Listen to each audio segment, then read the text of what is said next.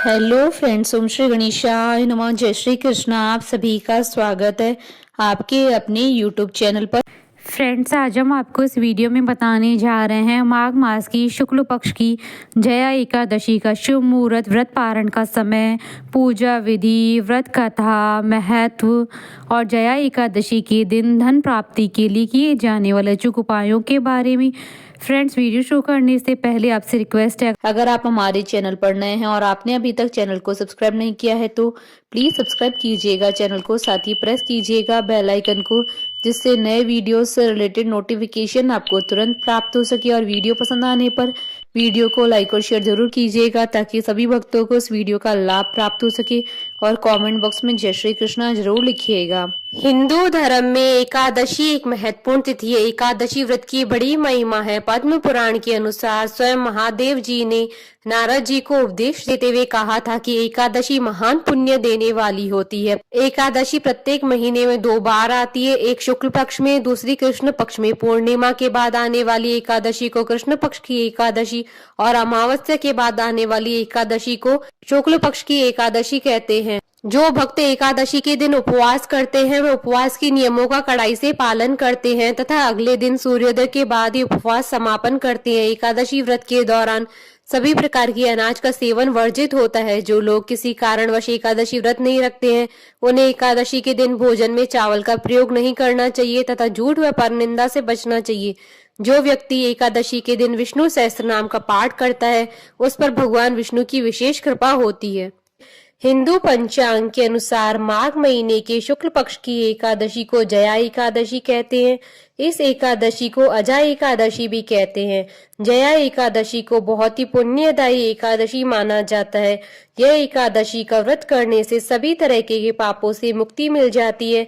शास्त्रों के अनुसार इस एकादशी का व्रत करने से मनुष्य को भूत प्रेत पिशाच से मुक्ति मिल जाती है। मान्यता के अनुसार जो कोई भक्त जया एकादशी की व्रत का पालन सच्ची श्रद्धा के साथ करता है उसे पुण्य की प्राप्ति होती है। इस दिन भगवान विष्णु का पूजन करने से सभी प्रकार के दोषों से मुक्ति मिलती है। साल 2024 में जया एकादशी का व्रत 20 फरवरी 2024 मंगलवार के दिन है। साल 2024 में जया एकादशी के दिन दुर्लभ महासंयोग बन रहा है। इस दिन त्रिपुष्कर योग और रवि योग का शुभ महासंयोग बन रहा है।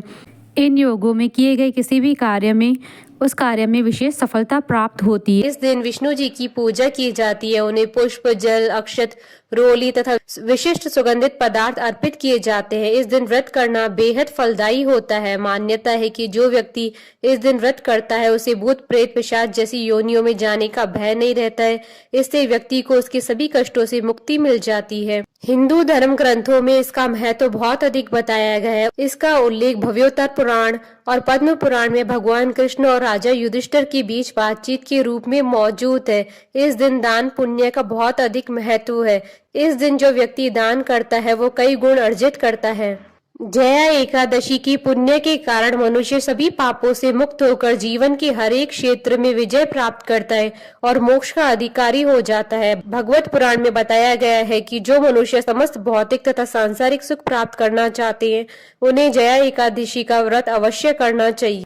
फ्रेंड्स, अब आइए जानते हैं जया एकादशी के शुभ मुहूर्त के बारे में। हिंदू पंचांग के अनुसार साल 2024 में जया एकादशी का व्रत 20 फरवरी 2024 मंगलवार के दिन है।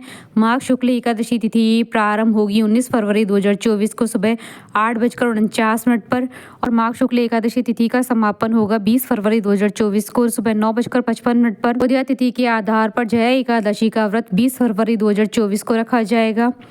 व्रत पारण का समय रहेगा 21 फरवरी 2024 को सुबह 6:59 से सुबह 9:16 तक और हरिवासर समाप्ति का समय रहेगा 21 फरवरी 2024 को सुबह 11:27 पर। और इस दिन त्रिपुष्कर योग रहेगा 20 फरवरी 2024 को दोपहर 12:13 से अगले दिन 21 फरवरी 2024 को सुबह 6:59 पर। और रवि योग रहेगा 20 फरवरी 2024 को सुबह 7 बजे से लेकर दोपहर 12:13 तक। फ्रेंड्स, अब आइए जानते हैं जया एकादशी की पूजन विधि के बारे में। जया एकादशी व्रत के लिए उपासक को व्रत से पूर्व दशमी के दिन ही एक ही समय सात्विक भोजन ग्रहण करना चाहिए। व्रती को संयमित और ब्रह्मचर्य का पालन करना चाहिए। प्रातः काल स्नान के बाद व्रत का संकल्प लेकर धूप, दीप, फल और पंचामृत आदि अर्पित करके भगवान विष्णु की श्री कृष्ण अवतार की पूजा करनी चाहिए। रात्रि में जागरण कर श्री हरि के नाम के भजन करने चाहिए। द्वादशी के दिन किसी जरूरतमंद व्यक्ति या ब्राह्मण को भोजन कराकर दान दक्षिणा देकर व्रत का पारण करना चाहिए। जया एकादशी व्रत कथा। धर्मराज युधिष्ठिर बोले, हे भगवान, आप स्वदेज, अंडज, उद्दिज और जरायुज चारों प्रकार के जीवों की उत्पन्न और पालन तथा नाश करने वाले हैं। अब आप कृपा करके माघ शुक्ल एकादशी का वर्णन कीजिए। इसका क्या नाम है, इसके व्रत की क्या विधि है और इसमें कौन से देवता का पूजन किया जाता है। श्री कृष्ण कहने लगे कि हे राजन, इस एकादशी का नाम जया एकादशी है। इसका व्रत करने से मनुष्य ब्रह्म हत्या आदि पापों से छूटकर मोक्ष को प्राप्त होता है तथा इसके प्रभाव से भूत पिशाच आदि योनियों से मुक्त हो जाता है। इस व्रत को विधि पूर्वक करना चाहिए। अब मैं तुमसे पद्म पुराण में वर्णित इसकी महिमा की एक कथा सुनाता हूँ। देवराज इंद्र स्वर्ग में राज करते थे और अन्य सब देवगण सुख पूर्वक स्वर्ग में रहते थे। एक समय इंद्र अपनी इच्छा अनुसार नंदन वन में अप्सराओं के साथ विहार कर रहे थे और गंधर्व गान कर रहे थे। उन गंधर्वों में प्रसिद्ध पुष्पदंत तथा उसकी कन्या पुष्पवती और चित्रसेन तथा उसकी स्त्री मालिनी भी उपस्थित थे। साथ ही मालिनी का पुत्र पुष्पवान और उसका पुत्र माल्यवान भी उपस्थित थे। पुष्पवती गंधर्व कन्या माल्यवान को देखकर उस पर मोहित हो गई और माल्यवान पर काम बाण चलाने लगी। उसने अपने रूप, लावण्य और हाव भाव से माल्यवान को वश में कर लिया। हे राजन, वह पुष्पवती अत्यंत सुंदर थी। अब वे इंद्र को प्रसन्न करने के लिए गान करने लगे, परंतु परस्पर मोहित हो जाने के कारण उनका चित्त भ्रमित हो गया था। इनके ठीक प्रकार न गाने तथा स्वर ताल ठीक न होने से इंद्र इनके प्रेम को समझ गया और उन्होंने इसमें अपना अपमान समझकर उनको शाप दे दिया। इंद्र ने कहा, हे मूर्खों, तुमने मेरी आज्ञा का उल्लंघन किया है, इसलिए तुम्हें धिक्कार है। अब तुम दोनों स्त्री पुरुष के रूप में मृत्यु लोक में जाकर पिशाच रूप धारण करो और अपने कर्म का फल भोगो। इंद्र का ऐसा शाप सुनकर वे अत्यंत दुखी हुए और हिमालय पर्वत पर दुख पूर्वक अपना जीवन व्यतीत करने लगे। उन्हें गंध, रस और स्पर्श आदि का कुछ भी ज्ञान नहीं था।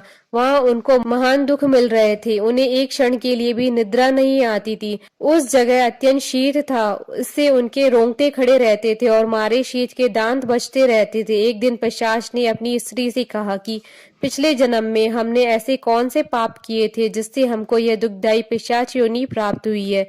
इस पिशाच योनि से तो नरक के दुख सहना ही उत्तम है, अतः हमें अब किसी प्रकार पाप नहीं करना चाहिए। इस प्रकार विचार करते हुए वे अपने दिन व्यतीत कर रहे थे। देव योग से तभी माघ मास में शुक्ल पक्ष की जया नामक एकादशी आई। उस दिन उन्होंने कुछ भी भोजन नहीं किया और न ही कोई पाप कर्म किया, केवल फल फूल खाकर ये दिन व्यतीत किया और सायंकाल के समय महान दुख से पीपल के वृक्ष के नीचे बैठ गए। उस समय सूर्य भगवान अस्त हो रहे थे। उस रात को अत्यंत ठंड थी, इस कारण वे दोनों शीत के मारे अति दुखित होकर मृतक के समान पड़े रहे। उस रात्रि को उनको निद्रा भी नहीं आई। हे राजन, जया एकादशी के उपवास और रात्रि के जागरण से दूसरे दिन प्रभात होते ही उनकी पिशाच योनि छूट गई। अत्यंत सुंदर गंधर्व और अप्सरा की देह धारण कर सुंदर वस्त्र आभूषणों से अलंकृत होकर उन्होंने स्वर्ग लोक को प्रस्थान किया। उस समय आकाश में देवता उनकी स्तुति करते हुए पुष्प वर्षा करने लगे। स्वर्ग लोक में जाकर इन दोनों ने देवराज इंद्र को प्रणाम किया। इंद्र ने इनको पहले रूप में देखकर अत्यंत आश्चर्यचकित हुआ और पूछने लगा कि तुमने अपनी पिशाच योनि से किस तरह छुटकारा पाया, सो अब बतलाओ। माल्यवान बोले कि हे देवेंद्र, भगवान विष्णु की कृपा और जया एकादशी के व्रत के प्रभाव से हमारी पिशाच देह छूटी है।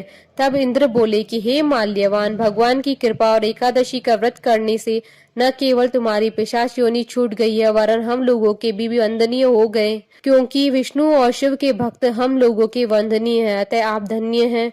अब आप पुष्पवती के साथ जाकर विहार करो। श्री कृष्ण कहने लगे कि हे राजा युधिष्ठिर, इस जया एकादशी के व्रत से बुरी योनि छूट जाती है। जिस मनुष्य ने इस एकादशी का व्रत किया है उसने मानो सब यज्ञ, जप, दान आदि कर लिए। जो मनुष्य जया एकादशी का व्रत करते हैं वे अवश्य ही 1000 वर्ष तक स्वर्ग में वास करते हैं। माँ लक्ष्मी और विष्णु भगवान को प्रसन्न करने के उपाय। जया एकादशी के दिन उपाय से भाग्य के दोष दूर हो जाते हैं और भगवान विष्णु के साथ देवी लक्ष्मी की कृपा भी प्राप्त होती है। भगवान विष्णु को पीले फूल अर्पित करें। घी में हल्दी मिलाकर भगवान विष्णु को दीपक करें। पीपल के पत्ते पर दूध और केसर से बनी मिठाई रखकर भगवान को चढ़ाएं। एकादशी की शाम तुलसी के पौधे के सामने दीपक जलाएं। भगवान विष्णु को केले चढ़ाएं और गरीबों को भी केले बांट दें। भगवान विष्णु के साथ माँ लक्ष्मी का पूजन करें और गोमती चक्र और पीली कौड़ी भी पूजा में रखें। बोलिए माता लक्ष्मी की जय, भगवान विष्णु की जय, सनातन धर्म की जय। हमारे साथ इस वीडियो में अंत तक बने रहने के लिए आपका धन्यवाद। ओम श्री गणेशाय नमः। जय श्री कृष्ण।